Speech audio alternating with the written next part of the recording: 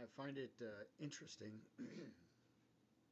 how people tend to downgrade or um, put down others for being what they call hoarders. Uh, and there are several social definitions of what a hoarder is, but one of those is one who collects things in mass quantities for their own benefit. And being in the faith, the religion that I'm in, I have on more than one occasion been called a hoarder, and that is because in my faith we uh, internalize, teach, and practice uh, the doctrines of emergency preparedness. And I consider all the things that have gone on in recent years. Most recently, we've had three major uh, massive snowstorms on the East Coast, and you look at the pictures on the internet or your television or the magazines, and you see empty store shelves, literally being emptied within minutes or hours. You see men and women sleeping on the shelves, sort of like bunk beds. Uh, we have fires that constantly plague, places like California and places of the West. You have places with earthquakes, hurricanes,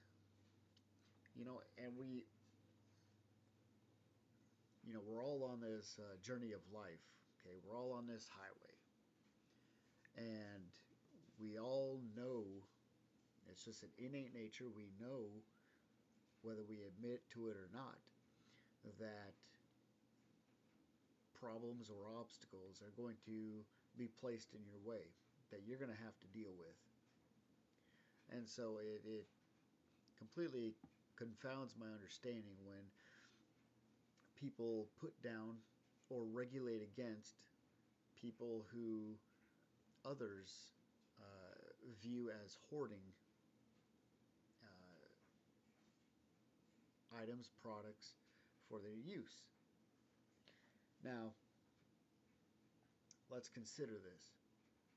For those on the East Coast who have been adversely affected by these snowstorms,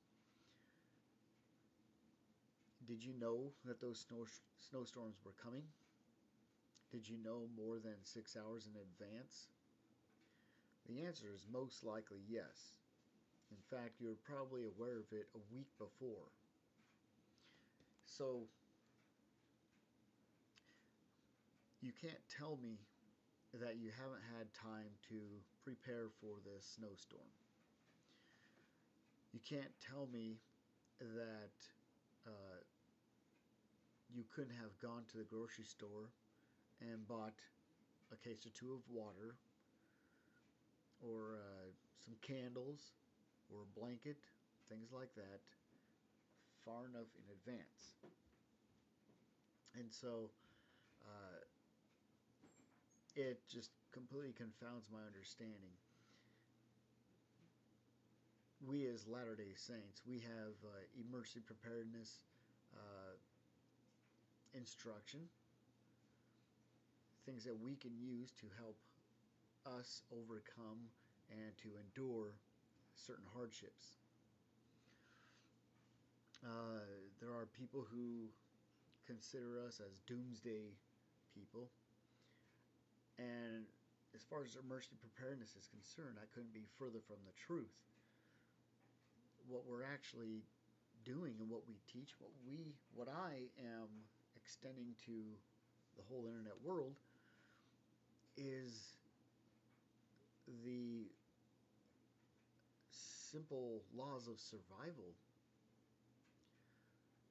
You are going to lose your job. at some point. Do you have a backup plan instead of having in your head, gee, well, I'll just suck out unemployment off the government, which all the taxpayers are paying for, or I'll go on food stamps for a few years. That's not self-reliance. That's not taking responsibility for your misfortune that you knew eventually would come.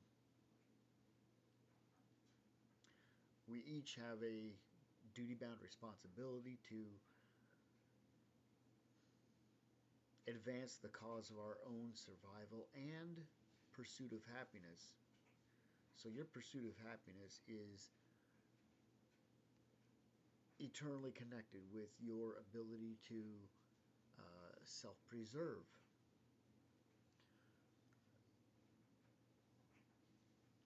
So you tell me, if you uh, have lost your job, and while you did have a job, you took no steps at all to hold back, an extra can of beans, chicken, whatever that you went to the store. You took no responsibility to hold a can back for food storage to save it. You did not take the responsibility to, uh, with every paycheck, just go ahead and save $5, $1, 50 cents. Earmark an amount through discipline to uh, hold back for the emergencies that you know will happen. Had you have done that, how different would your life be in those times of emergency, whether it be, your job loss or a house fire?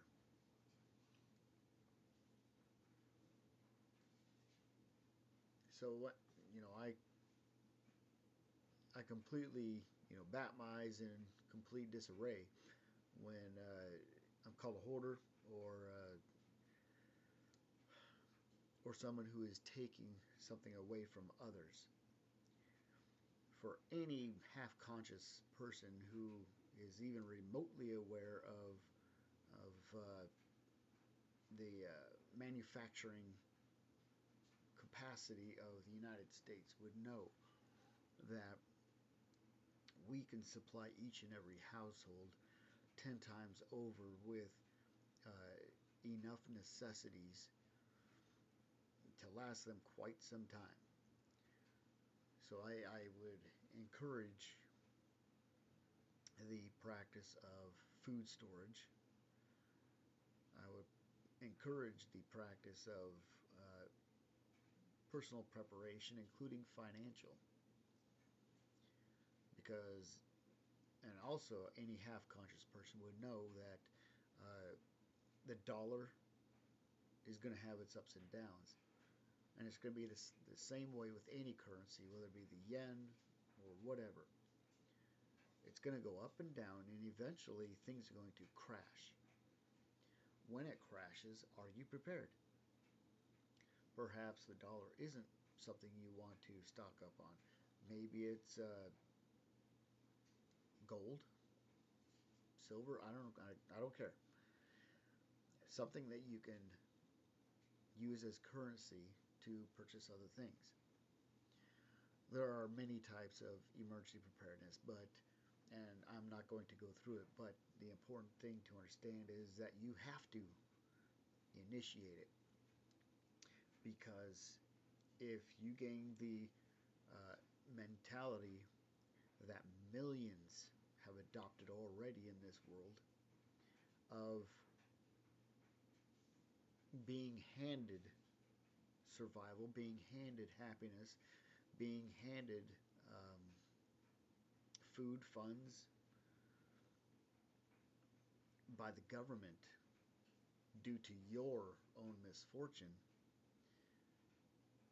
you're going to lose as well.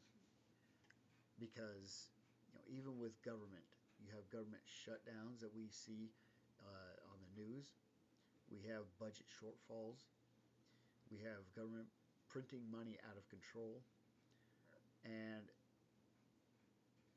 these things affect your ability to work and to save. And so to rely on such a frivolous organization as the government is um, not a wise plan of action as far as emergency preparedness is concerned. Uh, so maybe instead of calling people names or laughing at the practices of others, whether it be their faith or their family upbringing, and that's another thing. How many families today, in comparison to families 60 years ago, actually practice emergency preparedness, most particularly food storage? In comparison, not very many at all, and that's dangerous for a modern world because we have so many more people, and we run into the inevitable scenes that we see on the internet and television with the East Coast and the snowstorms, where within minutes you have empty store shelves. And, that has the ability and the inevitability to create chaos, to have a complete breakdown of social structure, um, because people are in a frenzy. Just look on the videos that you see of Walmart Black Fridays. It's completely an asinine situation to have people of all shapes and sizes literally beating each other up over an MP3 player or the latest electronic gadget. Those things are dangerous in the modern social world.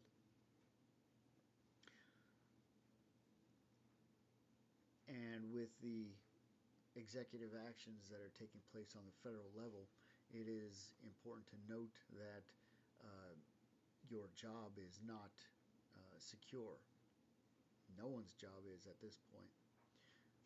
With health insurance and Obamacare affecting things more adversely than positively, your benefits and your very job may be slimmed down, cut over budget cuts. That qualifies as an emergency. I'm sure you would agree. And so, what kind of steps are you going to take? Because you cannot rely on the government. I don't care how many legislations they pass, whether it be 1, 2, 3, 10 years of unemployment benefits to you. Government programs are not designed to help you become self-reliant. Government programs are designed to keep you enslaved and under the rule of thumb of the government. That's what it is. And of course, if you study slavery, it doesn't end well.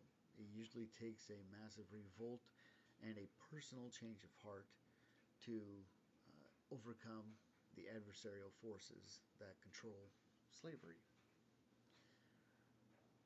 And,